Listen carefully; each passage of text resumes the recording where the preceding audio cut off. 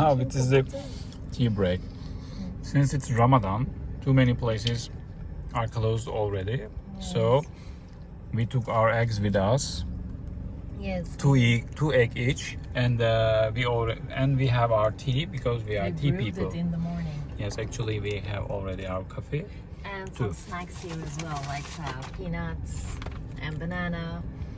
Don't forget to buy something with you if it's Ramadan in rural Malaysia actually. Because of pandemic, not because of the Ramadan, because the Chinese shops are also closed on the road. I see on the map, but they are closed. But the Malaysian ones are closed due to Ramadan still. And they are waving us. We have 20 kilometers left to Annah Rais village. We wanted to go to this village because our hotel owner told us that this is one of the still original villages that is still living. It's not like a cultural park. It's like a real village, but you have to pay to enter the village. As long as we have learned, it's 6 ringgits per person. And then I don't know what you do in the village. There's not much to do, I think, but you just observe. And this village is around 300 years old, maybe 280, something like that. But they also told us that most young people are moving out to the city, so the population is decreasing. If you come in the festive season, maybe in Easter time or the Christmas, maybe Hari Raya, people are back, and then you see the crowded village. But today we are going without a notice, without a tour, and we'll see what's going to happen there. We wanted to see an original village, like a normal one, because instead of the Sarawak cultural village where people are like dancers and actors, I think this one looked like a better choice, and it's just 20 kilometers or 30 kilometers from the orangutan center. So when you have the car, this is a reasonable route that you can do from Kuching to Semango, and from Semango to Annah Rais. And also I learned about another village on the road, so on our way back maybe we can stop by there and explore.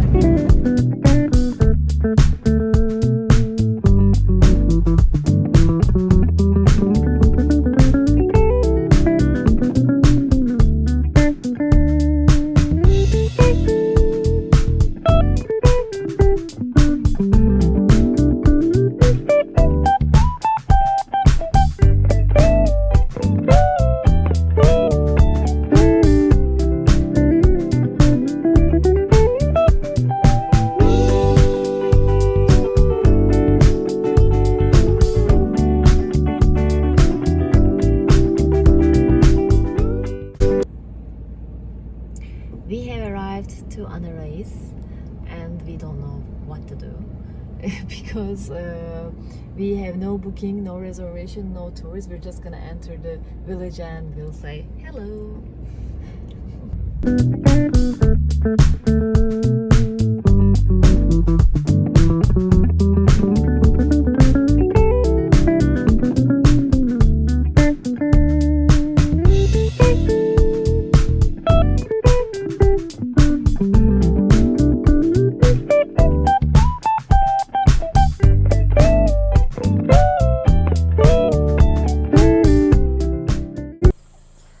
We are at the entrance of the Longhouse. The entrance fee seems to be 10 ringgit now. And there is a map of the village, which is really basic. Now we will just enter and see what happens. Stop playing this game.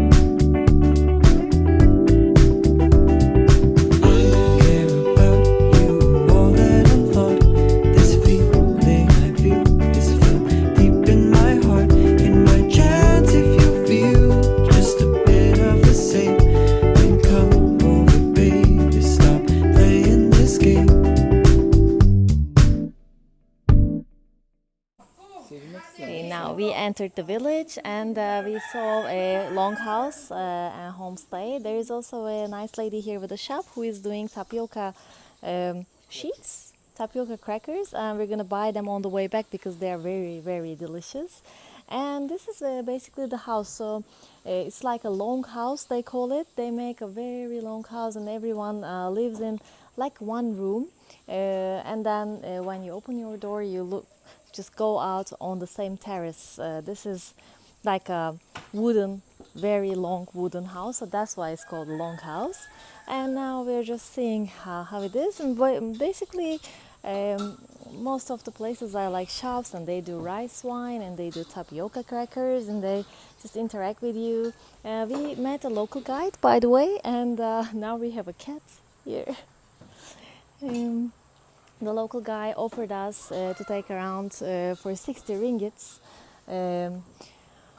for half an hour, so we politely refused him, and now we're going by ourselves. By the way, in the past, the dwellers of these places, the Bidayu, were headhunters, and there's a house for that where they show you the skulls they have collected in the past. Now we will go inside there.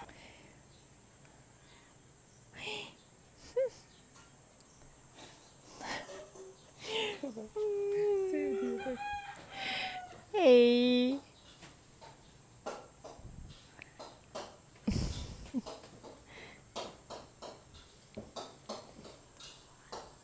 And this is the skulls, I think. Let's go inside. Gelsin tabii. So Bidayu is, I think, one of the major indigenous tribes of Sarawak, I think, as far as I know. So the largest one is the Iban, and Bidayu is the other, one of the other tribes. And I think they are generally the Dayak people, and these are the different like different ethnic people of the Dayak. So, and as far as I know, Annah Rais is one of the Bidayu villages, and they were a feared tribe. Like only 80 years ago, they started. They just stopped headhunting, but they're still proudly presenting these skulls in the middle of their villages. But now I think this one is a way better presentation of the town, isn't she? We are now out of the head house, and you can see most shops are selling the same thing actually. This is the tapioca crackers, only 3 ringgits per package, and we're gonna buy them so well because we are trying to stay away from gluten. This is the famous rice wine. It's 30 ringgits per bottle, and they just, but they say that you get pretty quickly drunk if you drink this rice wine. This is black pepper, lada hitam, means black pepper. And this is the Beka Beras, is the Annah Rais tea. So it's made from the stem of a tree here, only grown here, so it's unique to this place. They say it's very healthy, delicious, and they also mix it with pandan, as far as I remember, and it has some health benefits, but I don't know what they are. And this is the continuation of the longhouse. So everyone is looking to the same terrace, but I think this is not the original version. This is just a newly remake maybe, and there are some small cafes like this. You can have a chicken burger or a beef burger if you want. This is pretty much the same as the Ranmi burger maybe. And some of these houses are homestays actually. You can come here and stay 1 night or 2 nights, and then they will give you the tour and they will cook you, original authentic food for 3 meals. This is the interior of one of them. They are pretty clean and nice. And, they say there is no need for aircon here if you're sleeping at night. It's cool enough.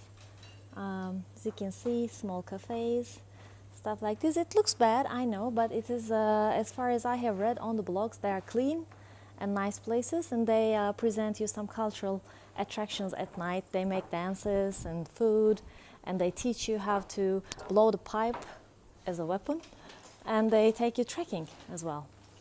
And there are more longhouses on the left side. Yeah, more longhouse, Kupotrikan.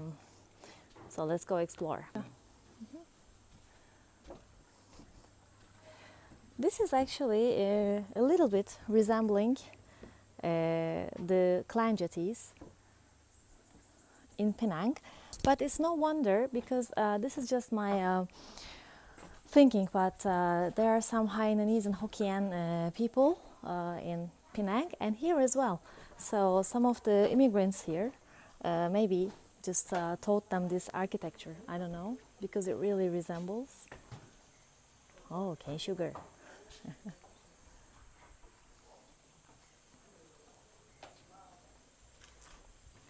And I think we can go from here, maybe.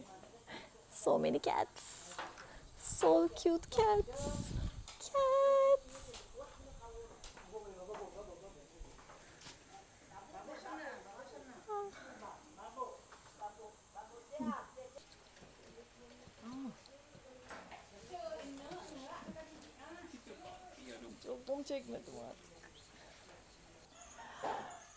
I think we have finished the village.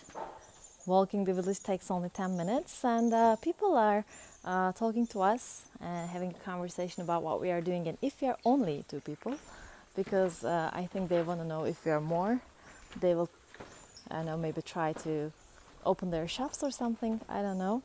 But we asked for cane sugar juice, and she said that it will only be ready tomorrow. So I think that's it. We're gonna buy the tapioca starch, tapioca crackers, and we'll be out of here. There's a hot spring just 2 or 3 kilometers from Annah Rais village. So we came to the hot spring, and now Gökay is paying 5 ringgits for entrance. It's for foreigners, it's 5 ringgits. I'm not sure about the locals. And now we parked our car just in front, and we will enjoy some snacks and tea and coffee by the hot springs. They say it's swimmable as well. We took our bath suits, but I'm not sure if we are going to swim or not because I have some concerns about crocodiles. Now we are walking into the hot spring. This is the hot spring. No, I'm just kidding. I think there used to be somewhere to stay. I don't know. Yeah, I just see the water there. I think it's only a 200 or 300 meter walk from the ticket office down to the hot spring, or I'm just hoping so. By the way, our hotel owner had told us that there's a crocodile overpopulation problem in Kuching, and that we might be eaten if we are so in a puddle of water or some, if it rains even a lot. But apparently here in the hot spring there is no crocodile problem, and now we'll see. Haydi. And here is the hot spring. The river is the cold water, and the other one is the man-made pool filled with 40 degrees Celsius water. And there is a cat just in my feet again. So I think the local guide is a cat here. Now I think I'm just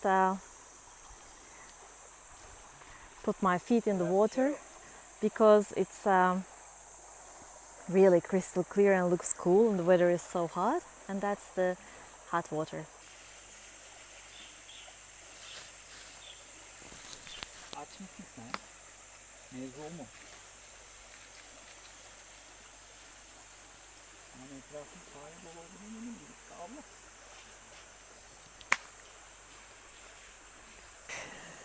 Our local guide left us behind because it's a cat and it can swim, but it prefers not to swim.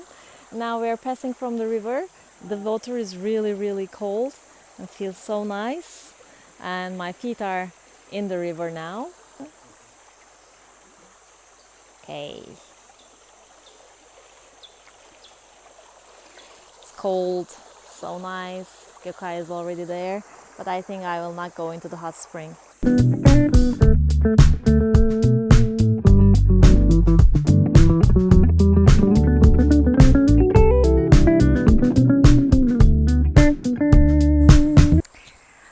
Now I think we are going back to the city, and we will stop by some other places, but we had a nice we had a nice dip here, just our toes, and we had tea. We had bananas, yes, we had a small picnic here. It was nice, breezy, and the water is cool, something we're not very used to in Southeast Asia. And now it's time to go back, and our local guide awaits us. You see, the local guide is resting.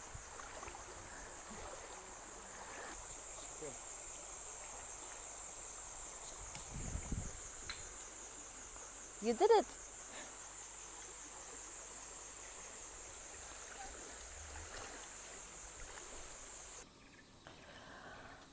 Just from the blogs and travel websites that I have read, I have learned that there is a kayaking trip in Kuching, and you can take a kayak from the river from somewhere like maybe 5-6 kilometers to here, and from the river you can come to this place called Kampung Banu. And so I just drew a route from Google Maps, and we came to visit Kampung Banu by car. We parked here because this is the end of the road. Now from here we will go from this bridge to the village. There might be nothing, or there might be something. We're just gonna check it out and walk under this scorching sun. You see, that is the kayaking map, I think, the places that you can stop. And this is one of the stops. And this is the entrance to the village. And you found papayas? Yes. Yes, Green if they are okay to eat, yes, we can have one. Why not? It's still green. What does that mean? I don't know. Kawasan kampung. Okay. Let's go to the village.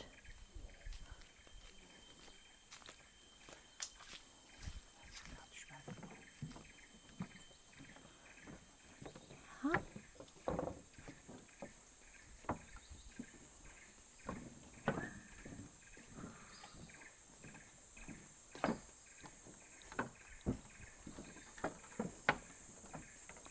And this is the Kiri River, I think. Like, River no more. what? River no more. Yeah, I think there's a sandbank there. That's why this is the end of the kayak trip, because they come from there and they end their trip here at the sandbank, and they go to the village. See, from the stairs. See, the kayaks are here.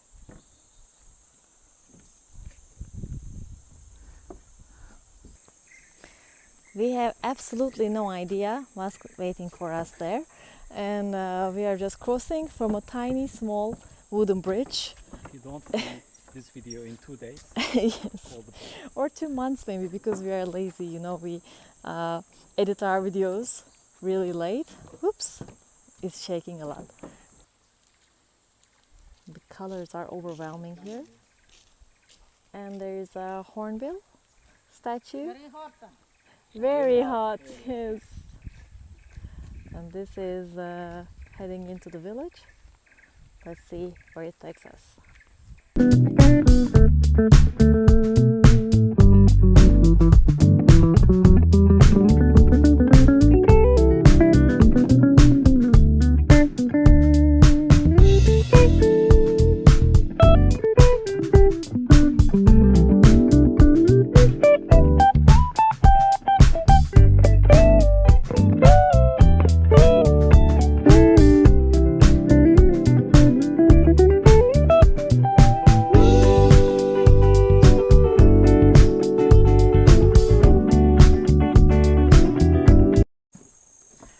Okay, so the village has finished everything is closed and it's so hot. So we are heading back to the car. We just took a brief tour, but we really loved it here. The colors, the sun, the facades of the houses are really authentic, and it's very beautiful.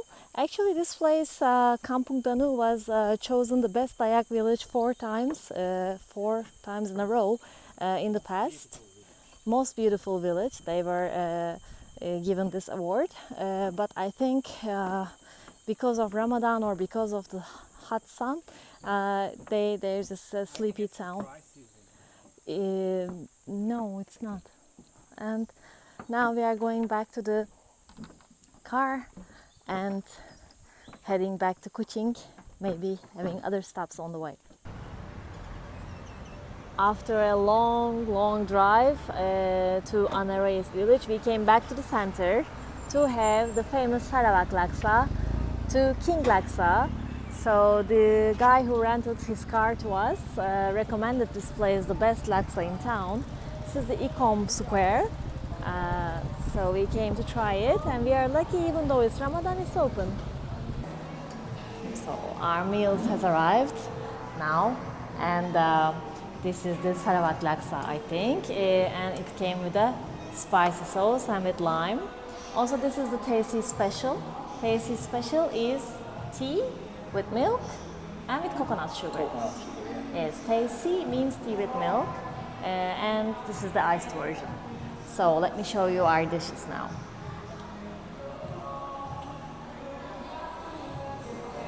This is with shrimps.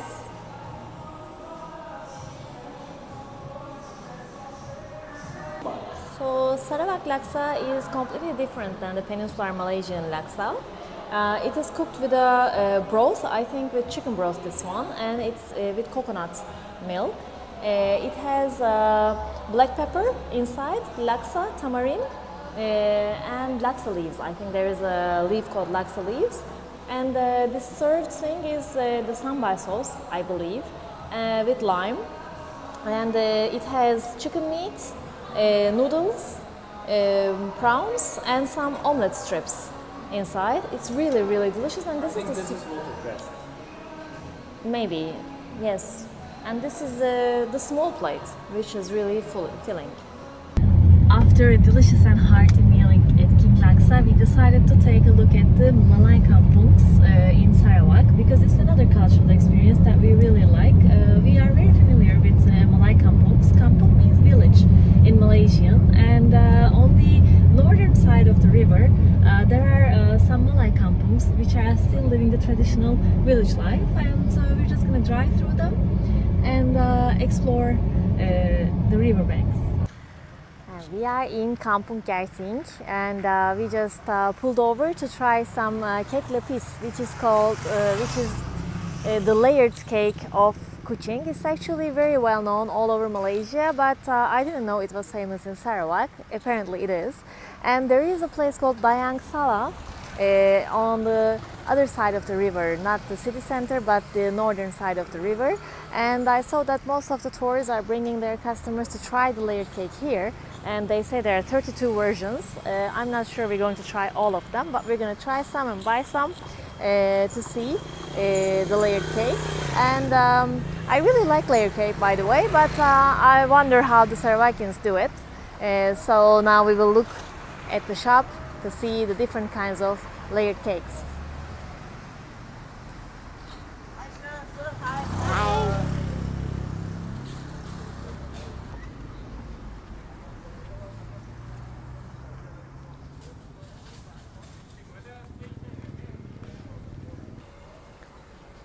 Now we are entering the shop to see the different kinds of layered cakes. By the way, you take off your shoes in some of the shops here. Oh! And there are very little kind of layered cakes. I think this is the pandan, and this another strawberry. Hello! And there are these kinds.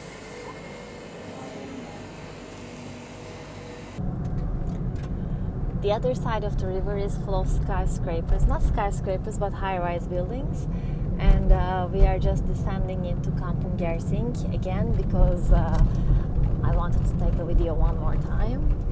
So we got a layered cake with pandan flavor and margarine because the butter cake was more than double the price. And we decided to come back because the village seemed picturesque. Now we will just, I think, pass by some street vendors because it's almost Iftar time and they are selling some food like nasi lemak maybe. Look how well I know. Oh, it's the village egg. Yeah. So organic, you mean? I don't know what they're giving the chicken actually. So people are starting to get on the streets because it's almost Iftar time, like in 1.5 hours. They're selling stuff here. The buildings are very traditional.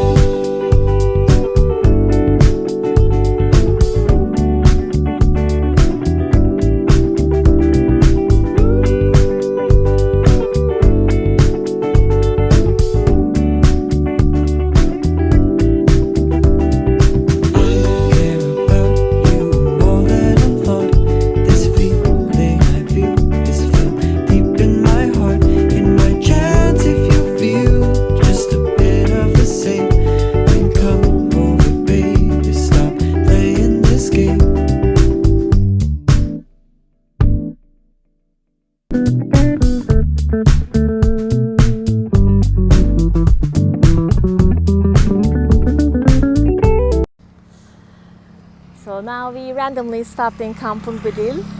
Kampung Bidayuh Bazaar. Something jumped behind us into the water, so I'm really worried now if it's a crocodile. So I'm just gonna cross the street, and you can see a traditional Malaysian wooden house behind me. It's a blue one, and it really looks nice. It's very, very romantic. And the sun is setting. The Iftar time is coming. The streets are busy, and everyone is shouting hello to us. So now we will just look at the riverside from between some traditional houses that seem empty, and from there I think we're gonna drive to the Kuba shopping complex, Kubaria, something like that.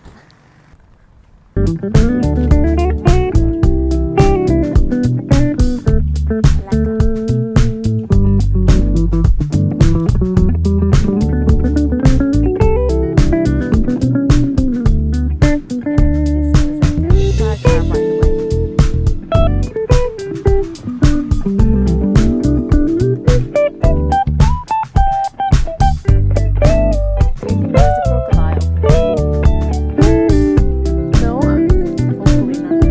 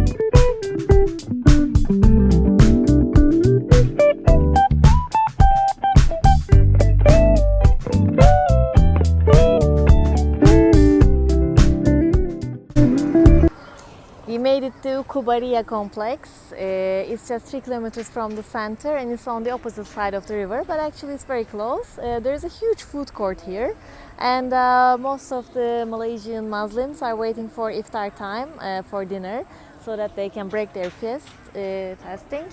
Here we are not hungry, but maybe we'll grab a drink and walk along the river.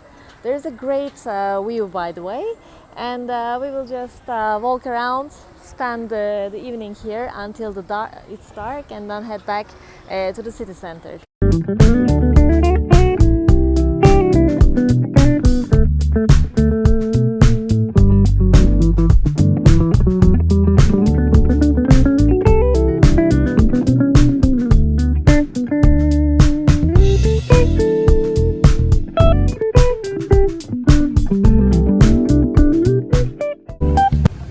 Yet another day with the night bazaar.